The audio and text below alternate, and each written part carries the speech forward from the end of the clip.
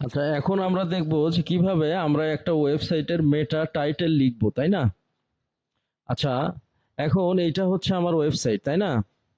তো এইখানে আমার অনেক ধরনের সার্ভিস আছে, যেমন ওয়েব ডিজাইন, ওয়েব ডেভেলপমেন্ট। তো আমি তো শুধু ওয়েব ডিজাইন সার্ভিস দিয়ে যদি দিই, এখানে শুধু যদি ওয়েব ডিজাইন সার্ভিস ইনক্লুড করি, আচ্ছা তাহলে সিম্পলি 18 ক্যারেক্টার্স হচ্ছে, তাই না? 18 ক্যারেক্টার্সটা এটা এসইও ফ্রেন্ডলি না, আমাদের 50 থেকে 60, হ্যাঁ, এই ক্যারেক্টারটা রাখতে হবে। তাহলে আমি ওয়েব ডিজাইন সার্ভিস আমি অ্যাট ফার্স্ট গুগল সার্চ করতে পারি এবং সেখানে দেখতে পারি আমার কম্পিটিটররা কিভাবে মেটা টাইটেল লিখেছে।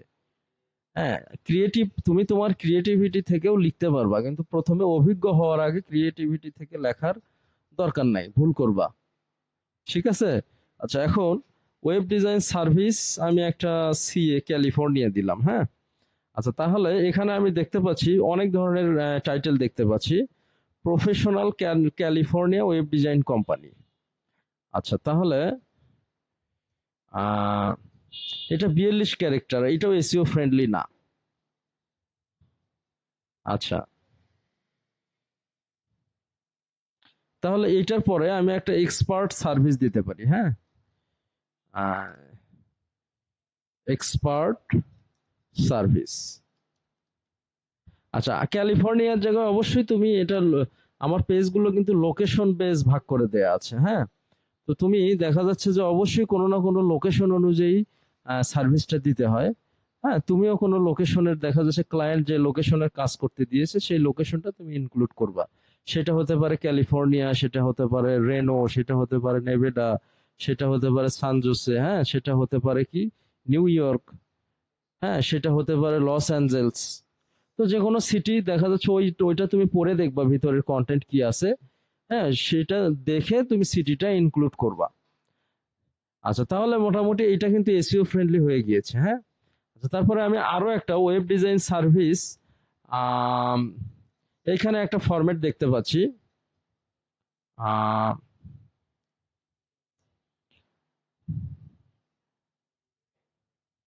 এখানে দেখা যাচ্ছে web design service, web design, এটা খুব একটা কোয়ালিটি মানের না, হ্যাঁ। আমরা সেকেন্ড পেজে যাব। এখানে কি করছে, জাস্ট আমাদের ব্র্যান্ড নেমটা দেয়া আছে।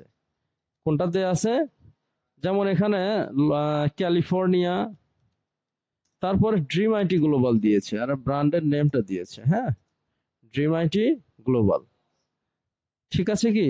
কিন্তু তারপরেও এটা এসইও ফ্রেন্ডলি হয়নি, 43 ক্যারেক্টার্স। ঠিক আছে কি? তাহলে টপ দেয়া যাইতে পারে, কি দেয়া যাইতে পারে? টপ ওয়েব ডিজাইন সার্ভিস, কি দেয়া যাইতে পারে? সার্ভিস। এখন এটা এসইও ফ্রেন্ডলি হয়ে গিয়েছে, 55 ক্যারেক্টার্স। ঠিক আছে? তারপরে হচ্ছে টপের জায়গায় আমি প্রফেশনাল দিতে পারবো, কি দিতে পারবো? Professional web design service. হ্যাঁ, সেক্ষেত্রে আমাদের এই ড্রিম আইটি গ্লোবালটা দেওয়ার দরকার নাই। ঠিক আছে? আর তারপরে হচ্ছে কোয়ালিটি দেয়া যাইতে পারে, কি দেয়া যাইতে পারে? কোয়ালিটি দেয়া যাইতে পারে, হ্যাঁ।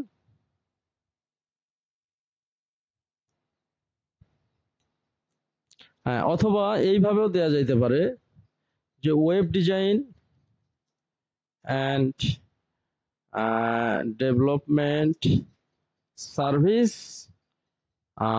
ইন দেওয়ার দরকার নাই, সাপোজ লস অ্যাঞ্জেলস। আচ্ছা, লস অ্যাঞ্জেলস বানানটা দেখে আসি, হ্যাঁ।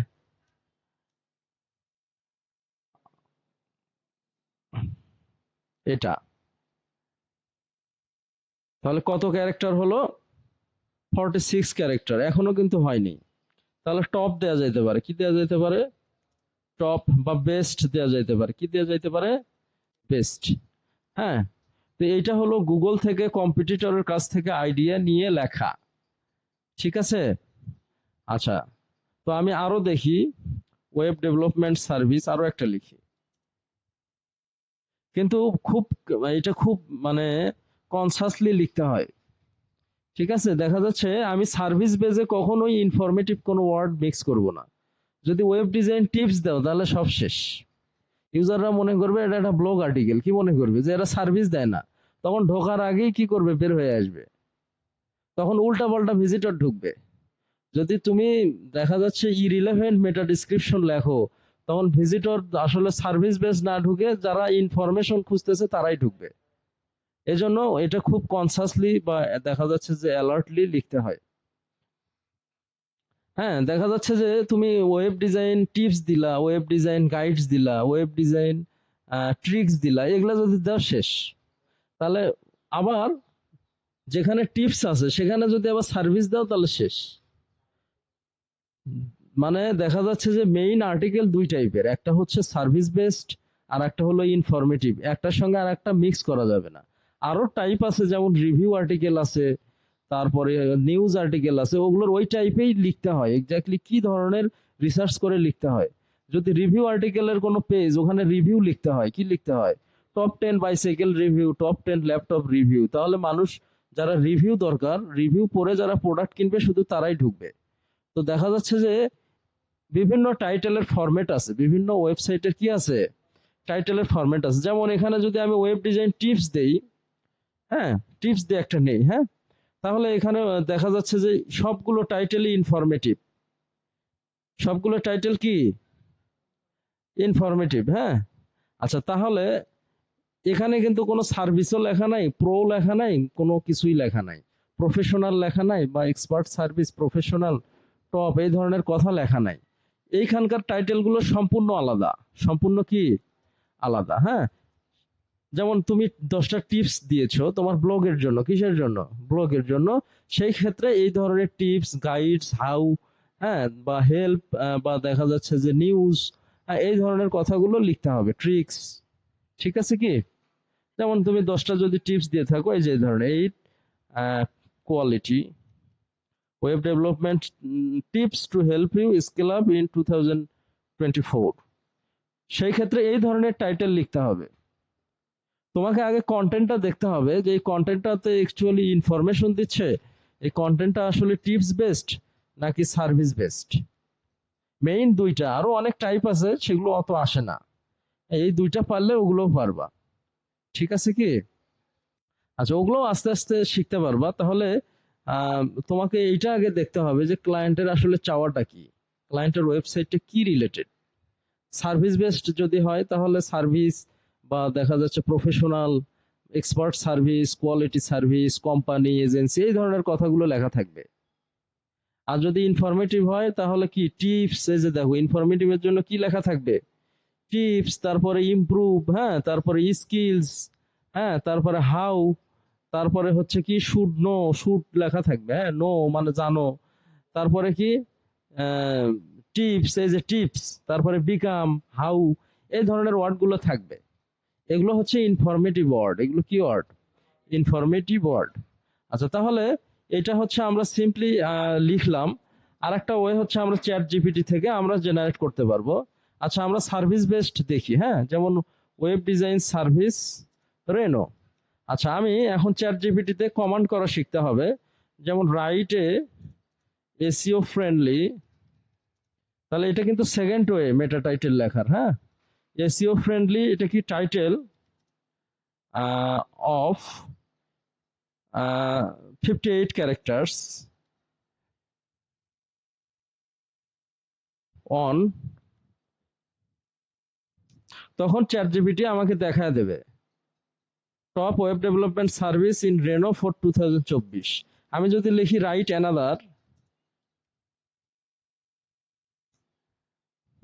সে আরো একটা দেবে, expert web development services in Reno for your business. আমি যদি লিখি রাইট 5 মোর টাইটেলস,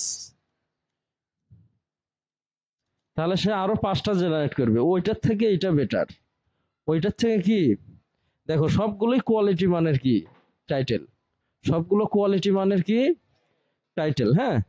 আচ্ছা, তাহলে এইটা গেল হচ্ছে ইনফরমেটিভ, বা দেখা যাচ্ছে যে ওয়েব ডেভেলপমেন্ট সার্ভিস, শুধু আমি যদি এইটুকু দিয়ে লিখি, হ্যাঁ, তাহলে এই ফরম্যাটটা তোমরা দেখা যাচ্ছে যে এখানে দিলা, দিয়ে হ্যাঁ, ওয়ানের পরে একটা অ্যাপোস্ট্রফি দিবা, তাহলে বেটার হবে। তাহলে ও একটা টাইটেল দেখা দেবে। কি দেখা দেবে? টাইটেল। আমি যদি লিখি রাইট 3 মোর টাইটেল, নাকি 3 মোর টাইটেলস, তাহলে আরো 3টা দেখা দেবে। সবগুলোই মানসম্পন্ন, আমি এগুলো চেক করছি। সবগুলোই একবারে কোয়ালিটি মানের টাইটেল। আমি এইভাবেই নেই। আগে গুগল থেকে নিতাম, এখন চ্যাট জিপিটি থেকে বেশি নেই। হ্যাঁ, তাহলে এই টাইটেল গুলো কিন্তু কোয়ালিটি মানের, এবং দেখবা যে আমি কত এখানে মেনশন করছি 58 ক্যারেক্টার্স, ওর কাছাকাছি যাবে, ওর কাছাকাছি যাবে 53 ক্যারেক্টার্স। ঠিক আছে কি? এই, আচ্ছা, তাহলে এইটা আর একটা ওয়ে। এখন দেখা যাচ্ছে যদি আমরা ওয়েব ডেভেলপমেন্ট টিপস, যদি একটা ইনফরমেটিভ একটা টাইটেল লিখতে যাই চ্যাট জিপিটি থেকে, তাহলে ওয়েব ডেভেলপমেন্ট টিপস, আচ্ছা, তাহলে আমি ওই ফরম্যাটটা ইউজ করব। খালি কি করব, এইটা দিয়ে দিব। ঠিক আছে,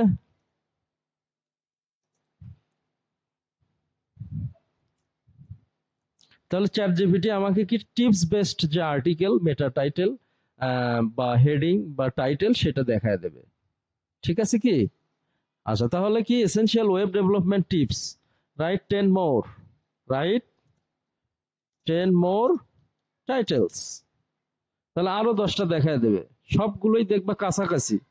ঠিক আছে, ওয়েব ডেভেলপমেন্ট টিপস, টিপস, তারপরে টিপস, সবগুলোই কি টিপস রিলেটেড, মানে ইনফরমেটিভ। তো এইভাবে তোমরা মেটা টাইটেল, এটা খুব ইম্পর্টেন্ট এসইওর জন্য, এটা লাগে, মাস্ট। এটা কি মাস্ট।